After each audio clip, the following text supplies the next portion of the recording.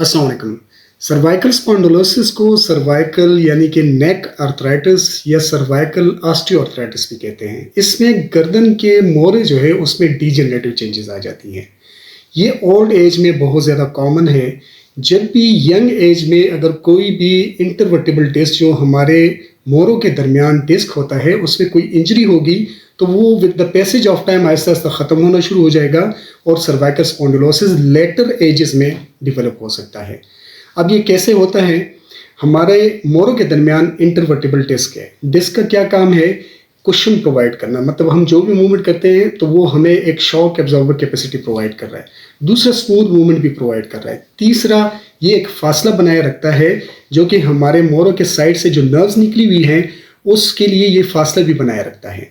तो जब भी डीजेनरेटिव ये डिस्क ख़त्म होगा, ये आपको नज़र आ रहा है, ये इंटरवर्टिबल डिस्क है। ये डिस्क किसी भी वजह से ख़त्म होगा तो क्या होगा कि इन हड्डियों को, जो मोरे हैं, इनको रास्ता मिल जाएगा और ये ओवर ग्रोथ करना शुरू कर देगा, क्योंकि कार्टिलेज का एक काम ये भी होता है कि बोन के ओवर ग्रोथ को वो रोकता है। तो जब ये ख़त्म होगा तो क्या होगा, ये भी ओवर ग्रोथ शुरू कर देगा और ये भी ओवर ग्रोथ शुरू कर देगा। और ओवर ग्रोथ से दो मसले होते हैं। एक ये फोरामिना है, ये आपको होल सा नज़र आ रहा है जहाँ से स्पाइनल कार्ड पास हो रहा है, हराम मगज़ पास हो रहा है।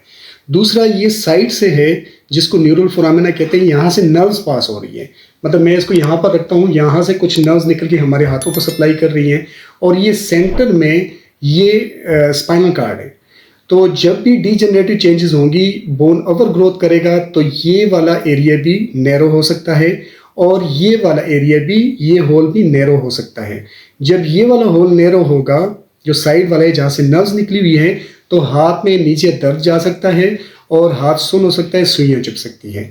अगर यहाँ पे कंप्रेशन आएगी, ये एरिया नैरो होगा, तो उससे दोनों हाथ कमज़ोर हो सकते हैं, नमनेस हो सकती है और टांगों में भी कमज़ोरी आ सकती है। किन लोगों में ये बहुत ज़्यादा कॉमन है? आप माइंड में ये रखिएगा कि ये हमेशा जो डेवलप होता है ओल्ड एजेस में ज़्यादा ये चीज़ सामने आती है, लेकिन इंजरी यंग एज में हो सकती है।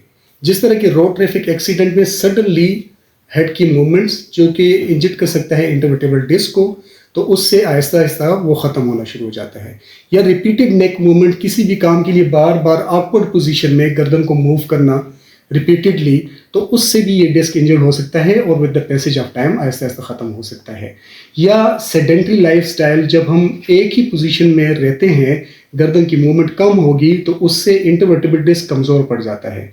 कमज़ोर कैसे होता है? नॉर्मली हम अगर गर्दन की मूवमेंट को मेंटेन रखें प्रॉपरली, एक साइड पे दूसरी साइड पे ऊपर नीचे ये गर्दन की मूवमेंट होती रहती है, तो इससे डिस्क की हेल्थ अच्छी रहती है। मतलब डिस्क पे, इंटरवर्टिबल डिस्क पे जब कंप्रेशन आती है तो इससे फ्लूइड एक्सडेशन होती है और फ्रेश फ्लूइड अंदर आता है, तो इससे इंटरवर्टिबल डिस्क की हेल्थ मेंटेन रहती है। तो मोबिलिटी बहुत ज़रूरी है ताकि इंटरवर्टिबल डिस्क या जो भी स्ट्रक्चर है गर्दन में, चाहे वो पट्टे हैं या नर्व्स हैं, उन सब की हेल्थ मेंटेन रहती है। जब भी आप मोबिलिटी को रिस्ट्रिक्ट करेंगे, कम करेंगे, तो क्या होगा, ये सारे स्ट्रक्चर कमज़ोर हो जाएंगे।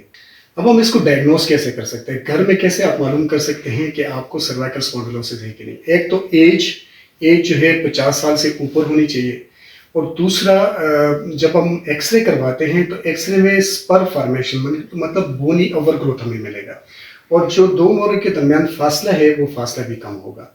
इसके बाद हम मरीज को ऐसे खड़ा करेंगे, ठीक है, उसको ये दीवार के साथ टच हो जाए और उसको कहेंगे कि अपने सर को दीवार के साथ टच करें। तो जिस पेशेंट को सर्वाइकल स्पॉन्डिलोसिस होगा वो अपने सर को दीवार के साथ टच नहीं कर सकेगा। तो ये भी इंडिकेट कर रहा है कि उसके मोरे जो है उसमें मोबिलिटी कम है।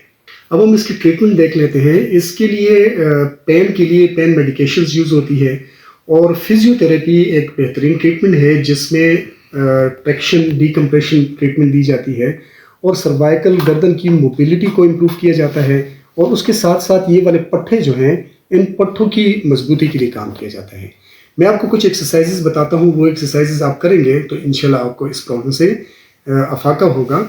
आपने क्या करना है, आपने एक तो सीधे बैठ जाना है या खड़े हो जाना है, उसमें अपनी चिन को हल्का सा पीछे जोड़ देना है, ठीक है। 10 सेकंड के लिए होल्ड करें, फिर रिलैक्स, फिर ऐसे पीछे जोड़ दें, 10 सेकंड के लिए होल्ड करें, फिर रिलैक्स। फिर आपने जिस तरह सलाम फेरता है इंसान, ऐसे गर्दन को रोटेट करना है, जितना आप रोटेट कर सकते हैं। इस हाथ से हल्का सा प्रेशर देना है, बहुत ज़्यादा जोर नहीं देना। 10 सेकंड के लिए होल्ड करें, फिर रिलैक्स, फिर सामने देखें, फिर दूसरी साइड पे मुड़े, 10 सेकंड के लिए होल्ड करें, फिर रिलैक्स। 10 मरतबा एक साइड पे, 10 मरतबा दूसरे साइड पे। फिर आपने अपनी गर्दन को एक साइड पे ऐसे टिल्ट करनी है, दूसरे हाथ से हल्का सा जोर देना है, बहुत ज़्यादा प्रेशर नहीं देना। 10 सेकंड के लिए होल्ड करना है, फिर रिलैक्स।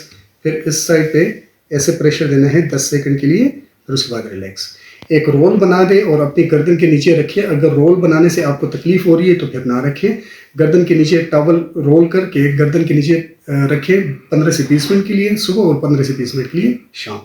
तो ये कुछ एक्सरसाइजेस थी, ये आप करेंगे तो इंशाल्लाह आपके दर्द से अफाका मिलेगा। और अगर आपकी कंडीशन बेहतर नहीं हो रही, बहुत ज़्यादा सीवियर पेन है, रेडिकुलर पेन है, हाथ में नीचे दर्द जा रहा है, तो आप लाजमी अपनी फर्दर इन्वेस्टिगेशन कीजिएगा और किसी डॉक्टर से रुजू कीजिएगा।